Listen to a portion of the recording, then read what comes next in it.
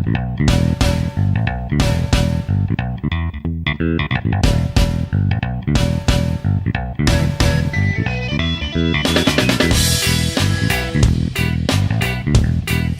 boys and girls. We are here for our favorite show of the year with a cast of a few more than we normally have on the show. This is the 2017 version of the Carla and Crappy Show Bowlapalooza. Hi, Carla. Hey, how are you? Cheers. I'm doing outstanding. Cheers. Bowlapalooza. Bowlapalooza. Carla's drinking her birthday beer because her birthday was yesterday. Happy birthday. Happy birthday, Carla. Thank you. It's my birthday Oberon. I save an Oberon every year for my birthday, so it's my birthday Oberon. It's half gone already. Nice work. That is nice work. And Brewing Glass. Hi, Scott.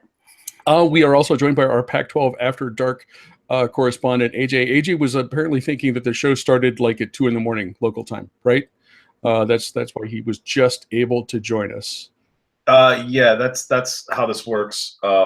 Everything I do has to happen after 10:30 p.m. Eastern time. Nice.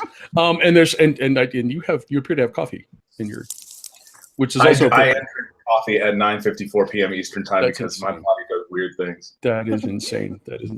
And then you guys if you have watched Bowlapalooza before, you are aware we always have we have some guests, actual professionals or in one case close to that.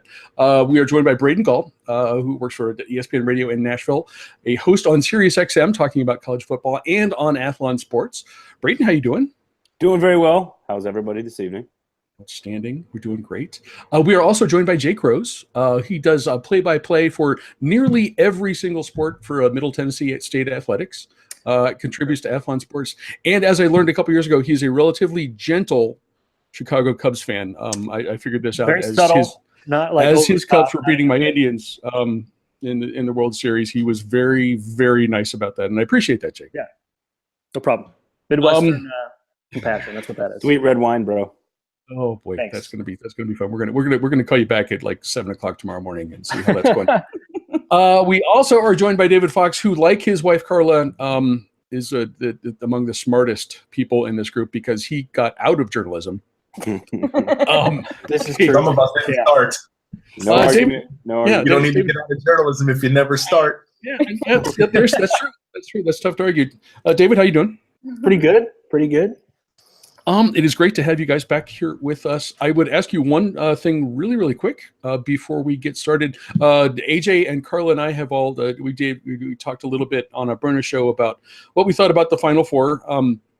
You guys can go into any detail that you want, but I would be curious to hear, what you think about what the playoff committee ended up with. Is it all good? Everything need to be changed? Braden? No, I love it. In fact, I haven't cheered and stood up and cheered for much of anything in college football as an actual fan in a long time. They put Alabama's name in there. I actually stood up and cheered and fist pumped. And no disrespect meant to you, sir. I'm good with this. And Buckeye Nation everywhere, but it was the 4 best teams are in there, and we're going to have probably the best 3 games we could possibly get, and that's all I care about. So I'm good to go, man. Ready to go. Okay. Jake, what do you think? No, I think it was perfect. Anytime a team loses to Iowa by 30, I don't really think that's 31. 31. Yeah, well, they lose 46 points combined. 31. Yes. So yeah, I'm totally fine with Ohio State being out. 4 best teams, and then I think we also got the best matchups. Oklahoma, Georgia, 2 teams that have never played each other before, and then a rematch of the last 2 national title games. So tough to beat that. Okay, David, what were your thoughts? Alabama and Clemson are playing again. How about that? Hello. That's the kind of great analysis you get when I've been out for a year and a half. There's 4 teams. They're all pretty good. I think you're slipping. That's outstanding. Great. No, but David, you're always succinct and direct and to the point, and I appreciate that. That's you haven't lost that touch. You also get to start us off here. To refresh what we do with Bowlapalooza, we are not concerned about New Year's Six Bowl games. We're not concerned about playoff games. We look at the list and pick for whatever reason a bowl game that we are curious about. David is going to start us off on December 19th. I've taken the liberty of doing research for the whole sponsorship lineage of each of these bowl games, so they may sound a little bit unfamiliar to you. This would be the Marmot Cherry Bundy Tart Cherry Boca Raton Bowl.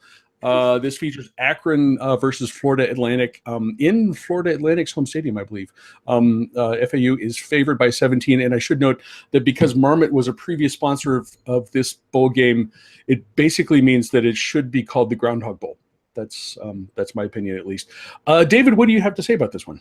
Well, this is one of those bowl games when I saw the name of it announced, I knew I loved it. I feel like we are desensitized to terrible bowl names, and the Cherubundi Tart Cherry Boca Raton Bowl really fits the bill. We've already had a Cherry Bowl. We've already had a Boca Raton Bowl. We've never had a Cherubundi Tart Cherry Boca Raton Bowl. I'm actually going to suggest to one of my brewer friends in Pittsburgh to brew a Cherry Bundy Tart Cherry beer at some point. I think that would be a nice addition to what we have to drink up I would like to drink that beer, preferably at my house. You want to come over? Sure. But still, in this game, we do have FAU, a 10-win FAU team. So they're on a hot streak, and Lane Kiffin is South Florida's biggest Twitter troll most times when Mar-a-Lago is unoccupied. He is South Florida's biggest Twitter troll. So, and then your MAC East champion in Akron and Terry Bowden. So, one of those early games that should be interesting. You get a little bit of action. You get a little bit of a interesting coaching matchup and an offense that's on fire. I also want to throw in, as far as terrible bowl names, we're not talking about this, but because I'm talking about FAU, I feel like I have to talk about FIU as well in the Bad Boy Mowers Gasparilla Bowl. I will allow this. Go ahead. The Gasparilla Bowl is just – I don't even know what that is. Does any? It is like it's a drink in Tampa. That's what it actually is. It's a very weird festival that Tampa decided to go to base around a pirate, and it's Pirate Mardi Gras. Okay, that actually sounds pretty entertaining. Pirate Mardi Gras. Yep, I missed that last year. I would also like to take a moment here and just let this out of my heart that Lane Kiffin dunking on Tennessee over and over and over again during the coaching search was incredible. Thank you, Lane. Thank you for everything you do. AJ, David, did you? Are you going with FAU here? Is it? Yeah, it's a pretty big mismatch actually. With the way FAU is playing, about 40 points per game. Akron stumbled into their MAC championship game, so I'm going to go with FAU. I'm going to root for Lane Kiffin and a Driscoll, which is the best I can do as a Florida fan with no one to watch this summer or this offseason. Totally fair. AJ, who do you have a pick for this game? It's FAU all day long. Go. I don't even know what their mascot is. The Fighting Lane Kiffins. They are the Owls. Oh, that's right. Come to the FAU. That's right. Hashtag come to the FAU. Braden, what do you think? Nothing goes better with a fruit plate, a nice cherry fruit plate, than an immature wheel of cheese, and that is who is the head coach at Florida Atlantic. And nobody loves a nice fruit and cheese plate better than a guy with 3 chins in Terry Bowden. So I will take Lane Kiffin. Sitting on that all day long. Yeah, that just came to me. So I'm going to go with FAU and Lane Kiffin. I don't know what athletic director would put their entire job on the line for that guy. I don't understand, but he's a better coach than probably most people doing this. So I'm going to take the Owls to win big. The Owls. Carla, what do you think?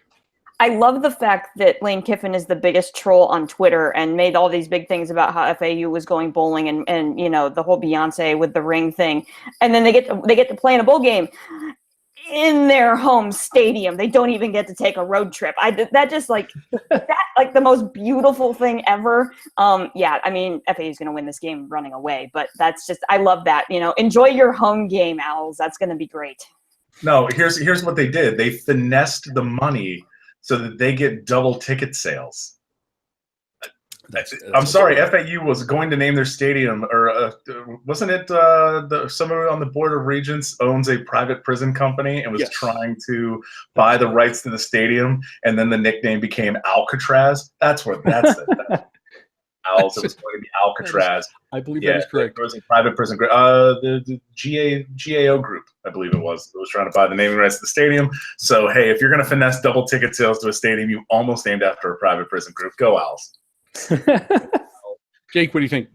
Yeah, all Owls all day. I think it's probably going to be FAU by 30. They've got one of the best rushing attacks in the nation, especially with Devin Singletary.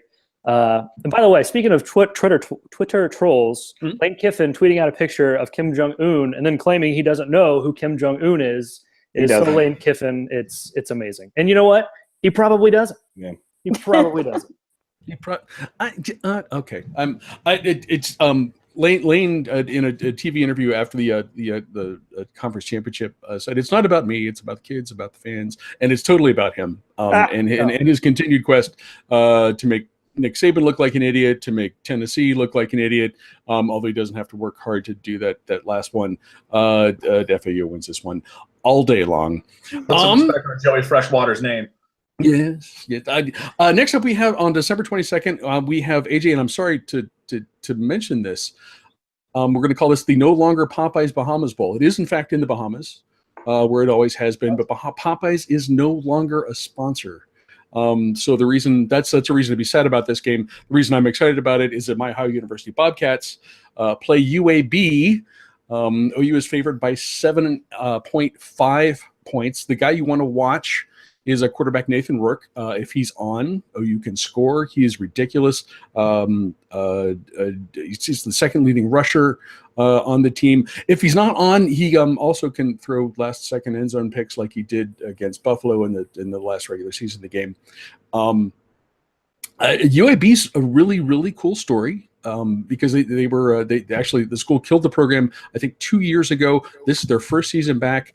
They are bowl eligible. They were runners up in their division in CUSA, and they had an outstanding season. But when I look at this, I think a UAB's fair rushing game versus their awful passing game against OU's rush defense, which finished the season at 10th in the country in yards allowed. I think that's a matchup that's going to make a difference here. Certainly, the competition level between CUSA and the MAC is probably tilted a little bit in the favor of CUSA, but I got to pick OU in this game. So that's what I'm gonna do. AJ, what do you think? Maction over CUSA. Pretty straightforward there. I have not watched any UAB Blazer football. It is really a wonderful story that zombie UAB did come back from the dead after trying to be killed by the actual University of Alabama. They did do that. Don't play games. And hey, good for them. But yeah, go Bobcats. They're gonna win. Carla, what do you think? What do I think? I think that we should be going to the Bahamas, first of all. Like, have you talked to your travel agent yet? We've been talking about this. Like, that was the deal. We were supposed to be in the Bahamas now for this, but I know. But we got to work on this. Call your travel agent. We got this.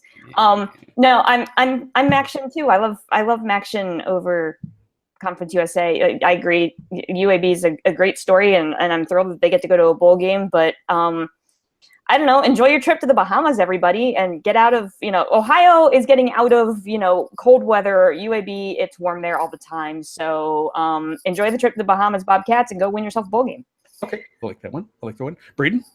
What is wrong with you people? How could you root against Bill Clark? I mean, seriously, I'm sure Foxy will. I at least have a good reason for this. I'm sure Foxy. Okay, fine. I'm sure Foxy will correct me on this, but it's largely unprecedented in the history of my career covering college football. I've never seen anything like this. I give the dude a ton of credit for sticking around, and you gave us way too much actual analysis. So I'm going UAB all the way. Blazers, baby. It is an amazing story. There's no question. David, what do you think? Yeah, you got to go with the sentimental pick. I mean, UAB made one bowl game through their entire existence. How many? Before this year? One. Yeah, one. One bowl game. And, I remember Daryl Hackney as much as anybody on this current broadcast right now. But the only reason to pick against UAB is Sam Hunt. Samantha Hunt is terrible. I'm just saying. Is that country rap guy? Yeah, he wears Which white one? beaters. Ugh. Don't make me root for Ohio. We'll take you. But We'll I'm take excited about UAB to see them come back. There is lots Come of back, there's go to a bowl lots of game. room on the bandwagon. There's a pretty lively Ohio bandwagon. Yes, and you're welcome. You're welcome. Only on Halloween night. That is true. That's true. Jake, what do you think?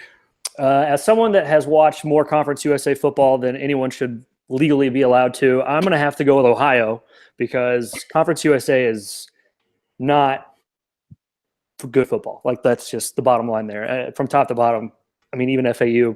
But, the story with Bill Clark's great. You know, you get a program, you're a head coach, you get your program taken away from you, and then your year, of that you come back, you get to go to a bowl game. That's great. But, yeah, sticking with my Conference USA, my MAC roots. I've been to so many schools, I forget where. But, yeah. All right, we will take it. Next up on our list, on December 26th, this is Carla's game. To go through this is one of the ones with the longest list of sponsors. The CopperInsight.com Buffalo Wild Wings Motel 6 Cactus Bowl. Yes.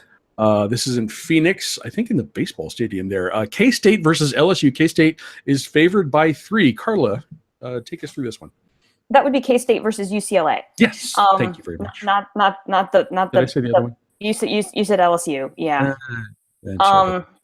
Which also would be an entertaining football game. Not going to lie, but Sure.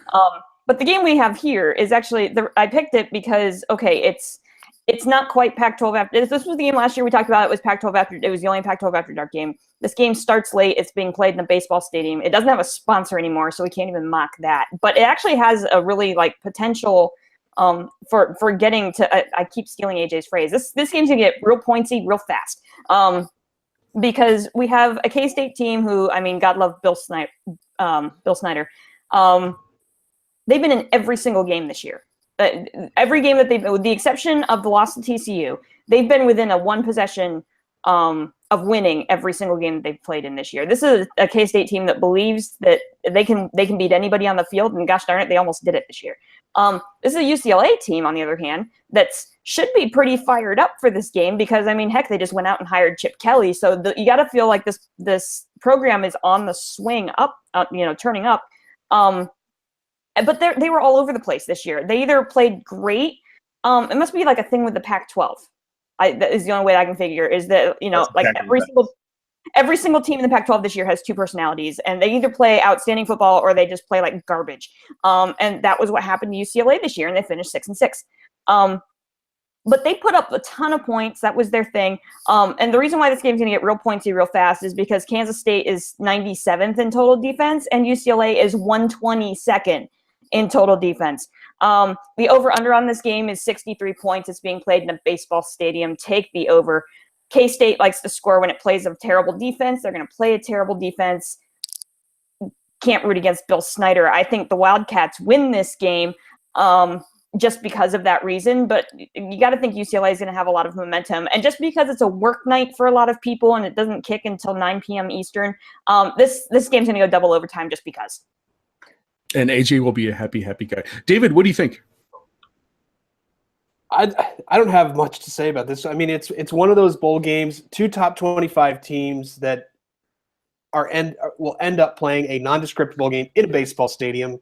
I guess without a sponsor. Is that where we are right now? I think that's correct. Yes. You guys I'm going to go with the team. See what we can do. No. I'm going to go with the team with an actual coach. And brewing Cactus Bowl. Does UCLA have an interim, or is Mora finishing this out? Or does it matter? That's a good question, and I'm not sure it matters. I'm going to go with Bill Snyder and Kansas State just to kind of further twist the knife in what has been a pretty rough season and rough couple of seasons by expectations for UCLA. Sure. Jake, what do you think? Yeah, UCLA, I think we all came into this season thinking they were going to be at least above 500.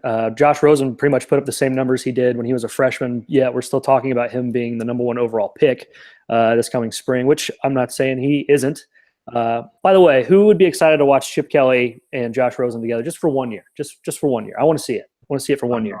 Couldn't fit in his system. Doesn't work in his system. Josh Rosen's not the quarterback for his system. Guys, you're just raining on my parade. Thank you very much. Drink something cooler than red wine. I will not. It's what I got. I want a budget. I'm a government employee. That being said, K-State all day. Okay.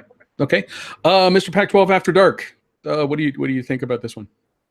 I picked this bowl last year. I don't know where that over-under's coming from, other than, Carla's right, the defenses are terrible. But I feel like Bill Snyder's going to pull out full wizard powers and try and score 45 points without throwing a pass. I don't know why. He does this sort of stuff from time to time. If anyone can do it, it's him. Yeah. It's him, right? So, I don't see UCLA getting up for this game. They're not going to have I don't think they're going to have Chip Kelly. I don't know who the interim coach is. Josh Rosen may or may not play in this game. He's really got to get ready to, quarterback the Browns to a 2-14 record. Two, you think? That would be awesome. That would require them making an intelligent decision, though, so we all know that's not going to happen. Who says Josh Rosen's going to be good in the NFL? I do. Anyways, we're not doing NFL draft analysis. I would say that this game, I'm taking the under, and this game's going to be kind of rough. So I hope it's not. I hope that this goes full Pac-12 After Dark, and somebody throws a football into the pool and then in the outfield at Chase Field. But I don't have high hopes for this game. So okay. Braden, what do you think? I mean, along the Josh Rosen lines, I don't, I think Kansas State wins because if Josh Rosen plays, he should take a knee on every snap. I don't know why you would play in this game if you're Josh Rosen. I do love the fact that it's not sponsored, though. I think that's like a throwback to like all the stadiums out there that don't actually have corporate sponsorship names. So I'm cool with that. Can you give me the rundown of the names of all the previous sponsors real quickly, please? Let me see. It started a while ago as just the Copper Bowl. Then the lineage of sponsorships was the Insight.com, Buffalo Wild Wings, Motel 6, Cactus Bowl. Well, as the coach of Kansas State, the man that probably has a windbreaker from all of those sponsored bowl games, he's probably won all of those sponsored bowl games with a windbreaker. He'll just pick which one of those, probably the copper windbreaker that he's got from circa whatever it is, 93, 94. Mm-hmm. And I don't think he even needs to go full wizard on this. I think he only needs to go like 3/4 wizard, maybe 3/5 wizard, maybe half wizard, because UCLA doesn't really care about playing football games, generally speaking. So I'm going to go with Kansas State and the wizard and his windbreaker and the non-sponsored, which I actually love the non-sponsorship of the bowl game there. It would be nice. Have we eliminated the idea that actual cacti are not sponsoring this game? Like it's like an association of cacti that is like the succulent bowl. Like it needs to be. It's the cacti of the world. Did the cacti somehow form? Did the cacti find Bitcoin? Did they do so. That? How they sponsored this bowl? Cacti just play the long game. It was actually cacti with the lynch mob, also the Washington Post, as well as a few other mainstream media members that actually got together to create a cacti sponsorship. I like this. My research did not reveal any the direct cacti sponsorship, but in this age of the dark web and dark money, who knows? That could be a thing. I would like to see Bill Snyder with patches like on his sleeve. Like they'll be there. Of the sponsors. Don't tell me you don't own a windbreaker from the 90s. You know you always got to. Yeah, and still. I know he definitely won the Buffalo Wild Wings Bowl. They beat Michigan, and he wore it game one the next year. Like this is my Letterman's jacket from last year when I was Letterman football. God bless Bill Snyder. Wild Wings windbreaker out, and they made him change because they were like, you can't wear that. You can't wear sponsorships. And he wrote his entire game plan in pencil on a piece of paper, and it's like takes so long to play in. And it doesn't rain. My only thought about this is Josh Rosen is hoping he doesn't get drafted by the Browns, and whether or not he plays, K-State is going to help about that because they're gonna win this game. AJ, December 27th. This one has an equally impressive list of sponsors: the Kraft Fight Hunger Emerald Diamond Walnut San Francisco Foster Farms Bowl. That's correct. In Santa Clara, this is Arizona versus Purdue. Arizona is favored by 4.5. AJ, what do you think? This is what I deem to be the actual true lineage of the Pac-12 After Dark bowl games. That makes sense. That makes sense. One, it is being played in actual Pacific time and not weird Arizona time. It is also being played between two teams that, one, don't understand what defense is, and two, have ridiculous offenses. And three, it is kicking off. It's kicking off at 8:30, but it is on Fox, which means we might get Gus Johnson calling this game, and it's being played in the mausoleum that is Levi Stadium. As I've said all season, I've said it a number of times, I will continue to say it. Khalil Tate's playing in this game, which means you're going to watch Khalil Tate play football. And Jeff Brom deserves some sort of medal of honor for the work that he's done with Purdue, getting them back to bowl eligibility. That offense has been pretty fun all year. And they've kept up with a lot of teams. They beat Indiana to get bowl eligible. This game's going to get pointsy. This has a higher over-under. This is 65.5. The only non-Power 6 game that's going to be higher is Travis, I think, had picked the Birmingham Bowl between Texas Tech and South Florida, which is going to be dumb fun to watch. And if you don't watch that game, I don't like you.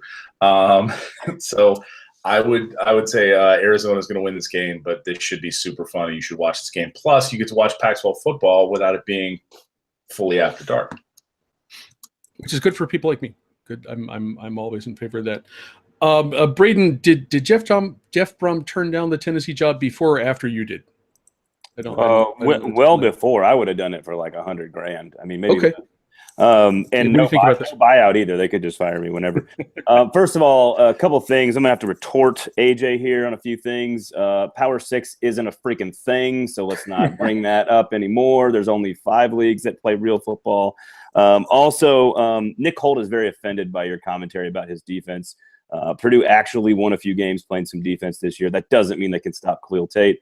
I love watching that kid play. Bottom line, you tune in to watch that guy play football, and imagine what the Pac-12 South would have been like had the two coaches figured out last year and this year to put their starting quarterbacks in the lineup in week 1. I don't know what USC would have done last year or Arizona this year, but it would have been fun to see those quarterbacks in the entire season. Also, number one reason to watch this game, the Clucking Chickens, the best commercial campaign of any bowl game is the Clucking Chickens. They're doing a lot of 80s rock anthems lately. They might work into the 90s grunge era.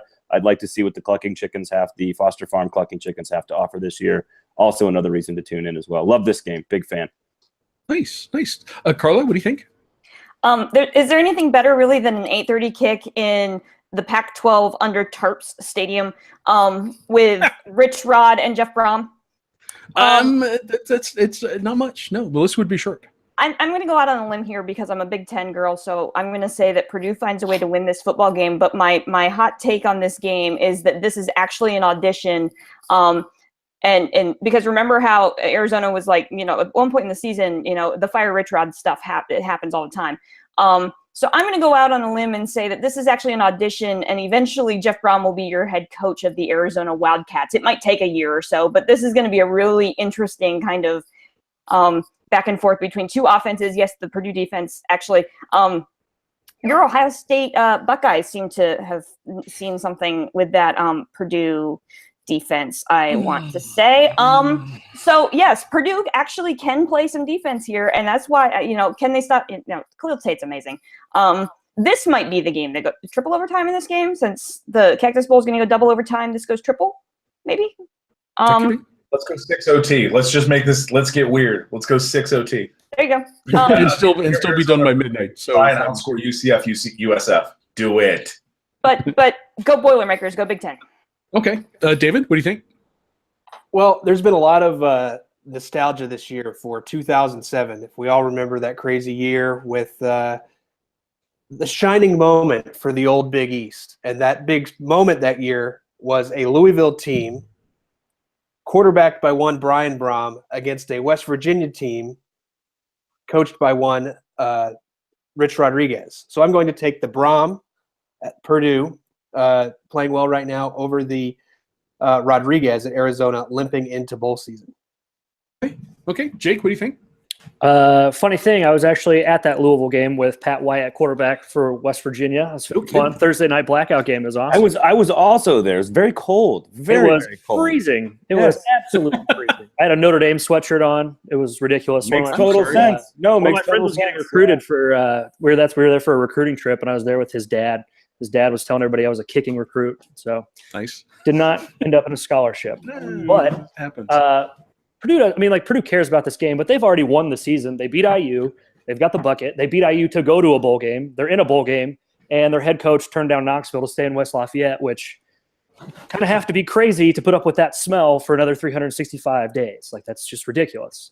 That being said, Purdue has no answer for Khalil Tate. They've got a brewery. No, that's just the smell. Yeast.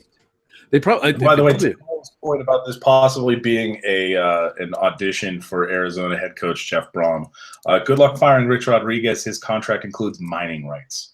That's a real thing. Yeah, they padded his actual contract is not very big, so they padded it with mining rights. I'm not even kidding. He has to stay at the school for 8 years, and then he gets paid out on the mining rights, which currently are valued at $17 million. Oh, they got no oil in Arizona?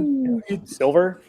Turquoise. Yes. Turquoise. There you go. I don't know what he got. He got mining rights in his contract. Yeah. You get all the quartz you can handle. So you make him assistant AD, and had to send him out there to look at his mines. The one AJ, I've been listening to AJ all season long, literally preaching about Khalil Tate. And I am a convert. I'm a believer. Arizona is going to win this one behind Mr. Tate. Braden, your game is next on December 27th. Only one sponsor for this relatively new bowl game, the New Era Pinstripe Bowl in Yankee Stadium.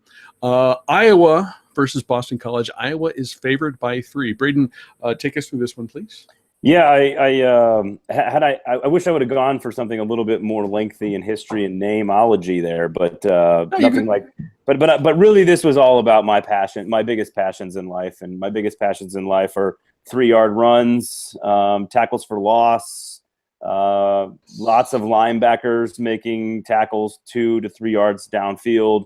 If you could put up can you do 7-on-7 on defense and do skeleton drill just on defense and cover up one half of the field every time I watch the game? I just want to see Josie Jewell, and if Harold Landry's going to play for Boston College, which I don't know if he's going to, I'd like to see just those players. I really don't want to watch the other halves of these two teams. This is probably one of the worst Power 5 bowl matchups in the history of bowl games ever. I can't think of one that's more unaesthetically pleasing as I'm a huge fan of Pac-12 football and Pac-12 After Dark, and the most aesthetically pleasing league in all of college football. I cannot think of a lesser attractive football game than Iowa and Boston College. May I submit one? A Power 5 bowl game? Yep, last year's Pinstripe Bowl between Pitt and Northwestern. What about last year's? Pitt had Nathan Peterman. Nathan Peterman's an College. NFL quarterback. Yeah, I mean that was actually not a bad game. You know who else is an NFL quarterback? Joe Webb. So hey, they inserted Joe Webb, started winning instantly. Braden, do you have a pick as to who's? I've got to pick the game. Going to win. No. This glorious Steve display of Big Ten football. Steve Adazio has actually done a pretty good job at Boston College, and this year kind of saved his job. But I like Iowa. I think Kirk Ferentz will be coaching for another 19 years after this, and I'll take Iowa. I like Iowa's defense. I don't think they can score 55 points on Boston College. I just don't think that's going to happen. No. Carla, can you defend the honor of the Big Ten here? Maybe. It's okay to say no. That's fine. No. I mean, yeah, I'm going to take Iowa in this game because, I mean, they can play some defense, and I don't think Boston College can score the football. But to Braden's point about only wanting to see half the game, isn't this the big game that they had to only play on one half of the field one year because they didn't get or was that a different baseball stadium? Well, it was Northwestern versus Illinois and Wrigley. They had to stop midway and only go one direction. Playing half court. Which I thought they were going to have to do in the Big Ten championship game. I thought they were going to have to do that too and just say, no, we're only going to go that direction, away from the Velcro end zone that didn't work.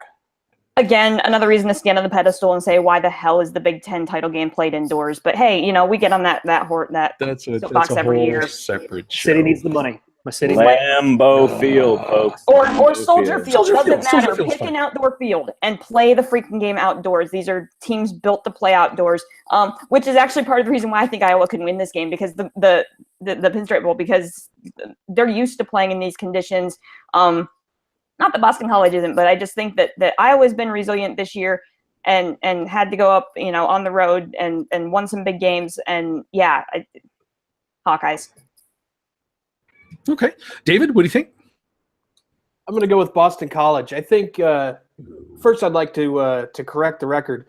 Boston College played in a worse bowl game probably last year when they played Maryland in a bowl game. So That's right. Been a lot of bad Boston College bowl games. That would be terrible. It was terrible. But Adazio has turned I don't know.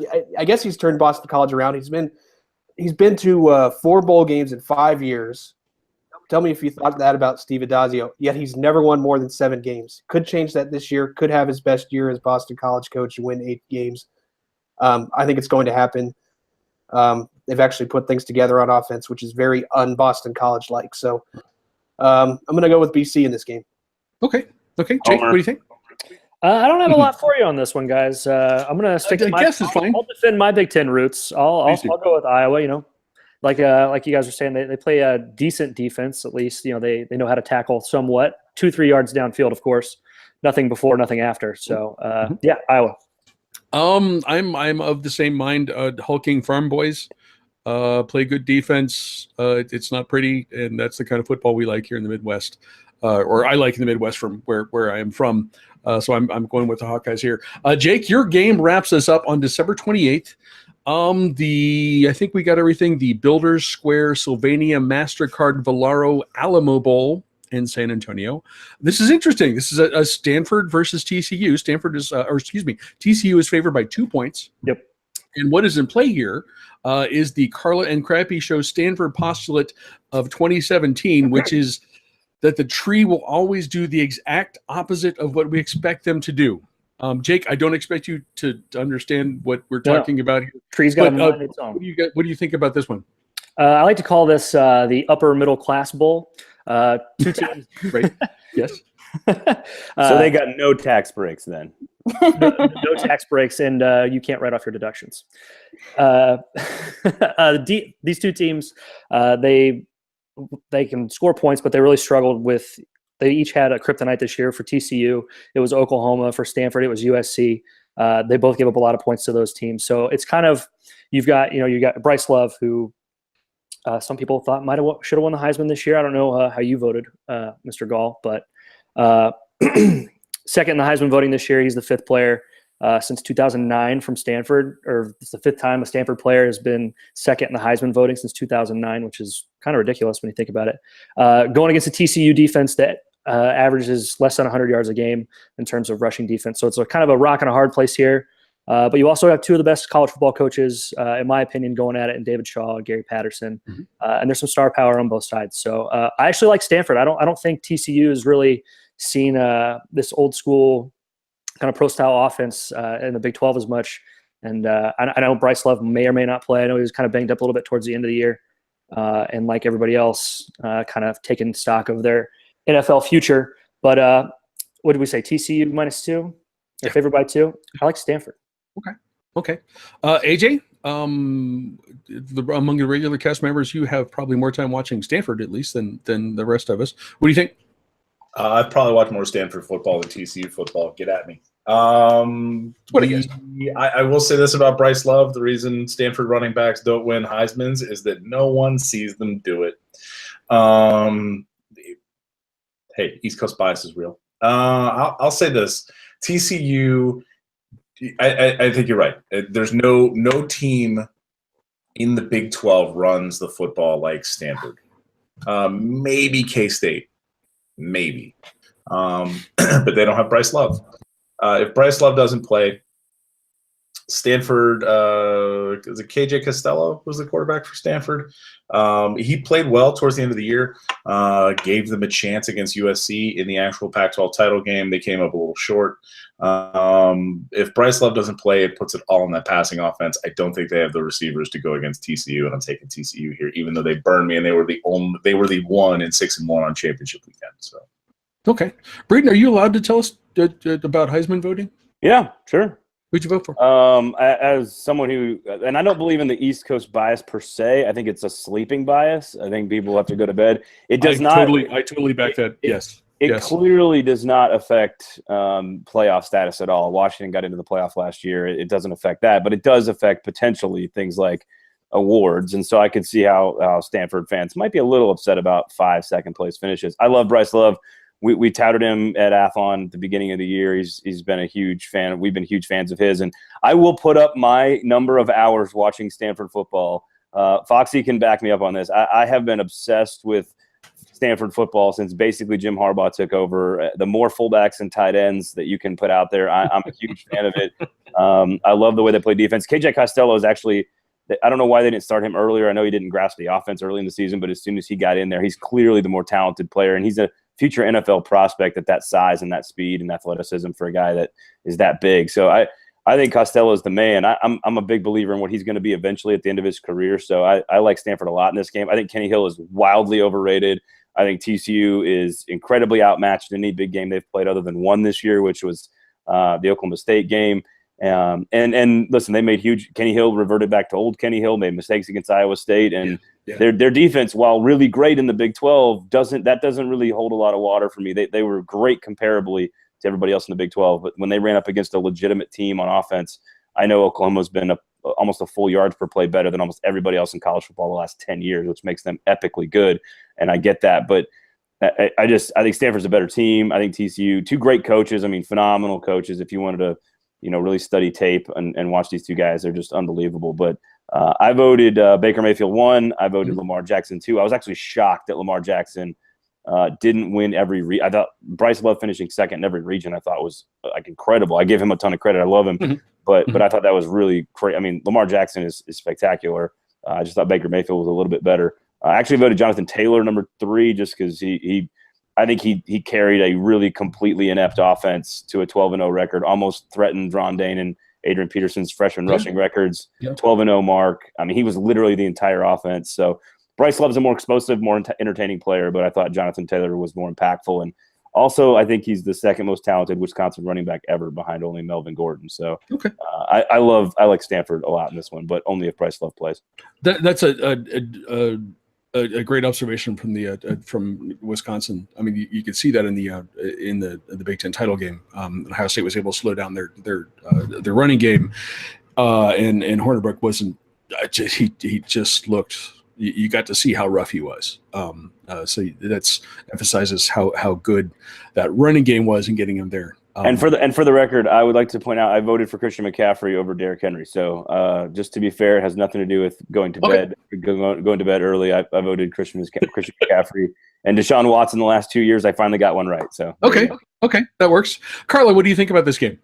So there's a lot of what ifs in this game, and I'm trying to determine which is harder to do. Pick the winner of this game because of plays and what's going on, or get pizzas delivered to the Alamo Dome, which I had to do in 2012 when I was down there for the Army All-American game. It is impossible to get a pizza delivered to the Alamo Dome. I'm just going on record and saying that. Something to keep in mind if you're ever visiting Alamo Dome. As someone who chased pizzas around the field the day before the game, yeah.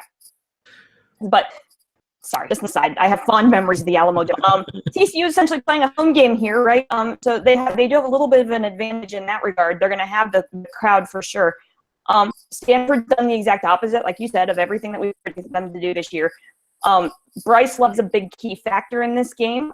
Whether or not he plays, the other key factor, which we talked about during the championship week show, was can Gary Patterson's defense stay disciplined?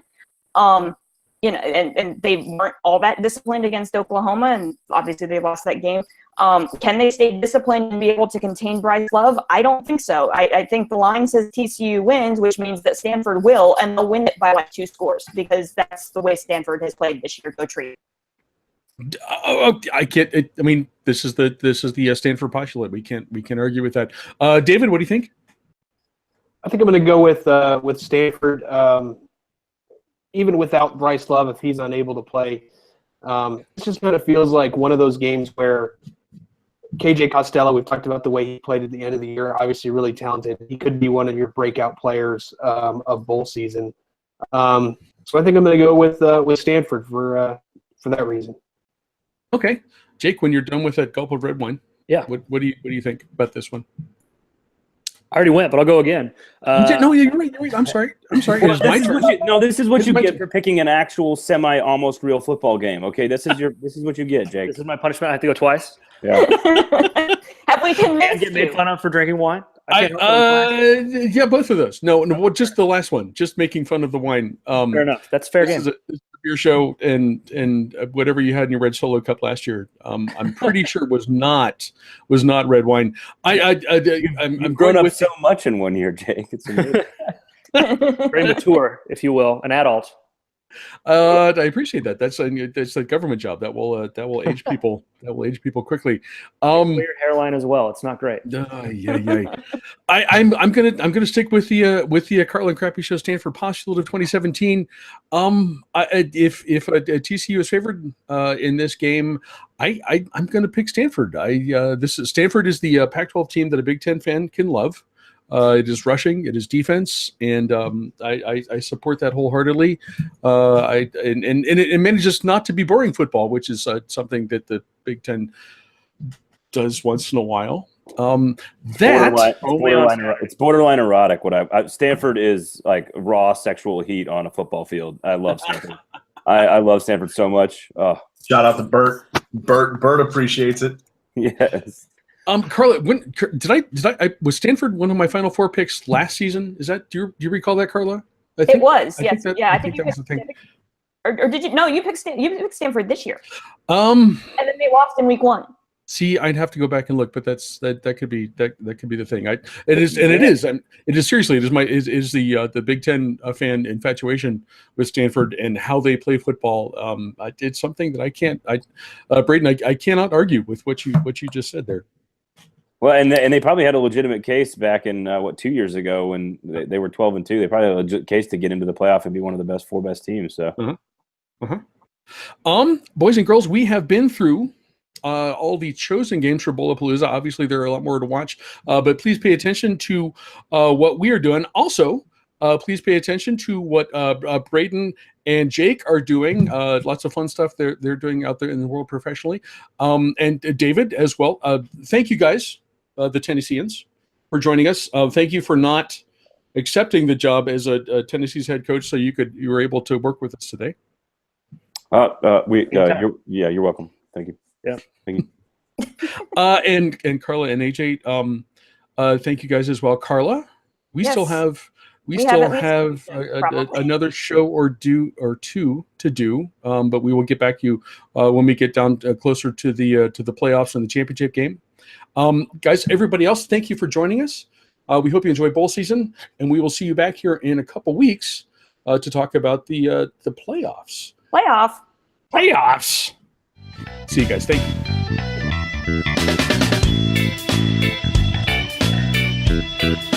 you.